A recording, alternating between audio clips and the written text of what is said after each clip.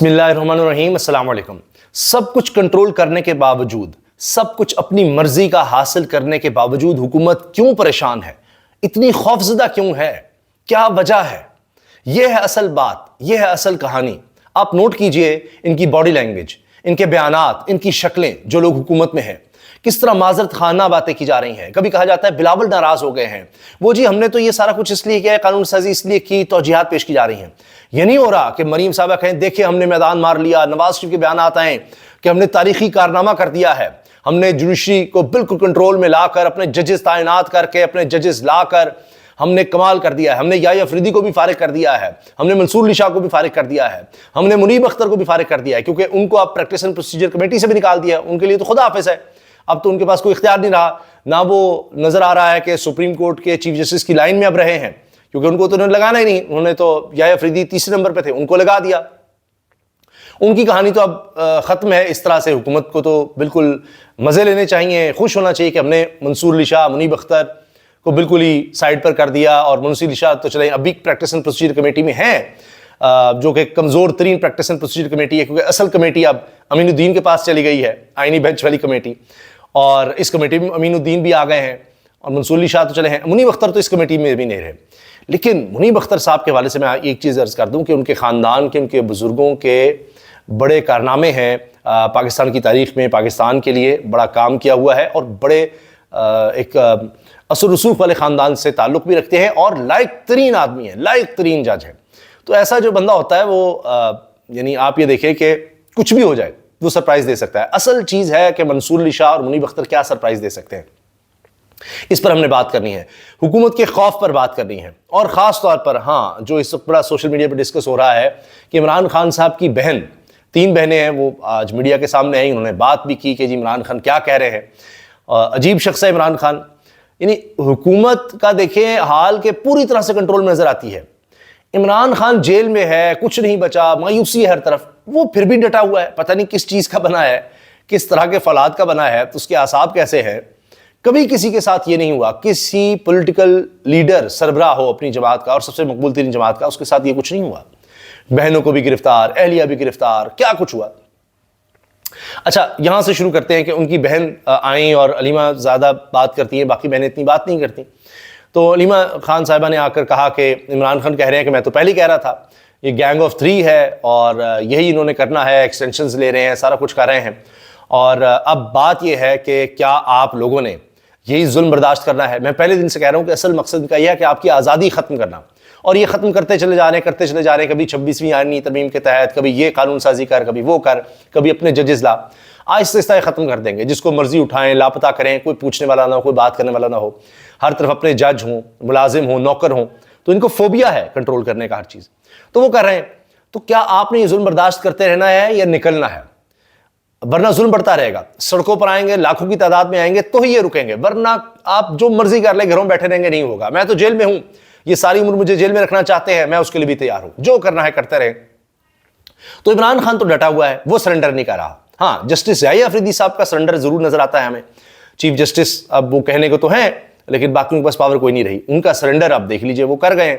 اب جس طرح سے بھی ہے وہ نظام چلتا رہے گا، لیکن اصل کہانی ہے منصور علی شاہ اور منیب اختر یہ سرپرائز اب بھی دے سکتے ہیں جس طرح پہلے انہوں نے سرپرائز دیے ہیں، لیکن کیا لوگ، عوام ان کا ساتھ دیتے ہیں؟ یہ پتہ لگے گا 9 نومبر کو کہ تحریک انصاف کیا اعلان کرتی ہے، کیونکہ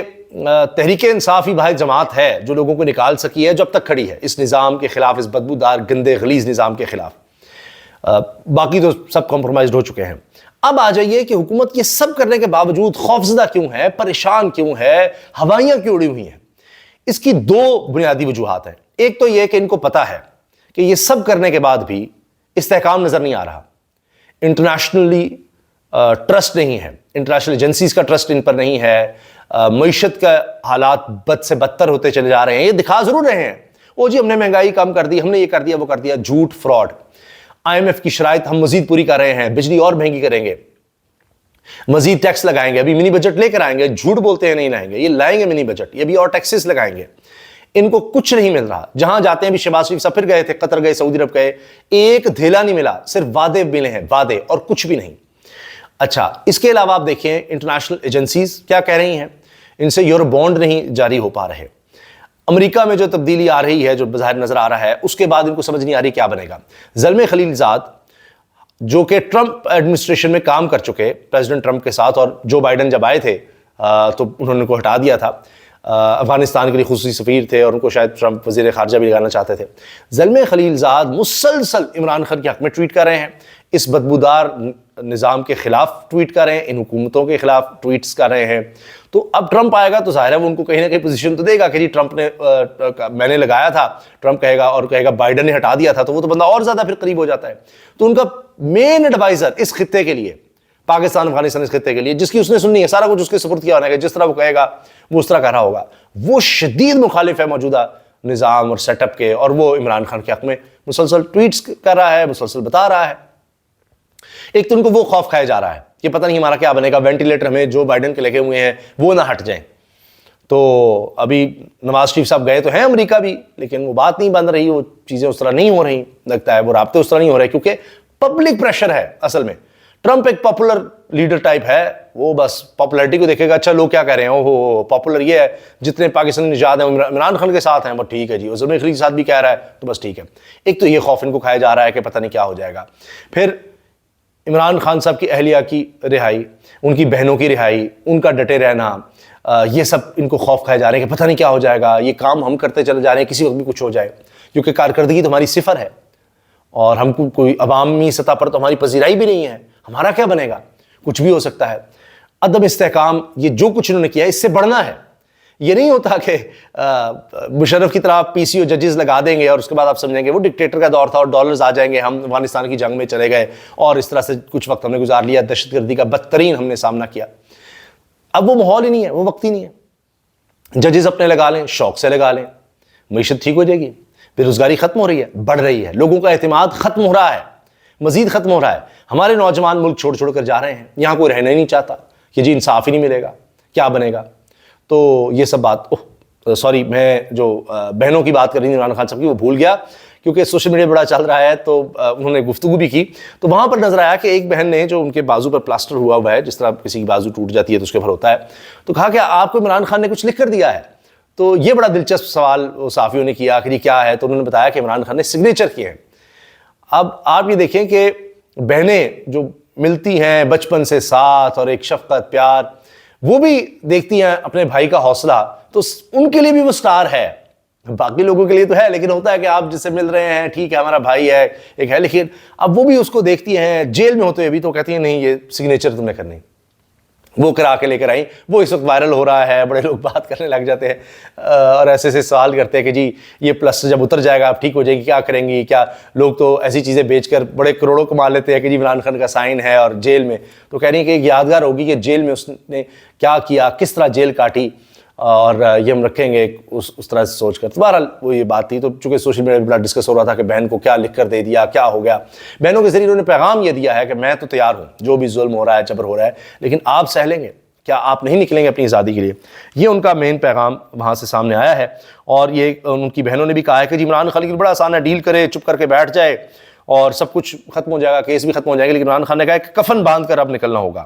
یہ عمران خان کا پیغام ہے۔ اور باقی جناب جو اس وقت حالات ہیں حکومت کی، میں نے آپ کو بتا دی ہیں، اور ان کا خوف، اس کی دو وجوہات، ایک تو عمران خان کی پاپولیرٹی بڑھ رہی ہے، اور عمران خان ابھی بھی ڈٹا ہوا ہے، لوگ ابھی بھی اس کے ساتھ ہیں، ان کی مقبولیت صفر ہے، اور پھر وہ ان کے جو مائی باپ ہیں، آقا ہیں، وینٹیلیٹر جہاں سے لگے ہوئے ہیں وہاں ان کو تبدیلی کا خطرہ ہے کہ وہاں سے وہ سارے ہٹ جائیں گے تو پتہ نہیں کیا بن جائے گا۔ یہ وجوہات ہے جس کی وجہ سے اب بھی یہ پریشان ہیں، خوفزدہ ہیں، اور باقی چیزیں تو ان سے کچھ نہیں سیٹل ہونی، کیونکہ پچھلے 3.25 سال سے تو یہ سب کچھ کر چکے ہیں۔ نیب کے کیسز اپنے ختم کر لیے، اوورسیز سے ووٹ کا حق چھین لیا، لوگوں کو اغوا لاپتہ کر دیا، کریک ڈاؤن کر دیا، جو ہو سکتا تھا کیا، اب جوڈیشری بھی قابو کر لی، سارے ادارے ختم کر دیے ہیں، نیب فارغ ہو گیا، اینٹی کرپشن پولیس ساری اپنی ذاتی ملازم بنا لی، اب ججز کو بھی یہی کر دیا ہے، سپریم کورٹ کو بھی ختم کر دیا، دو بنا دیا، ڈیوائڈ اینڈ رول، اور سارا کچھ ختم کر دیا، لیکن وہ خوف ہے کہ جان نہیں چھوڑ رہا۔ ان کے چہرے دیکھیں اور ان کے بیانات دیکھیں اور ان کی باڈی لینگویج دیکھیں، خوف ہی خوف ہے، پریشانی ہی پریشانی ہے۔ اجازت دیجیے، اللہ حافظ۔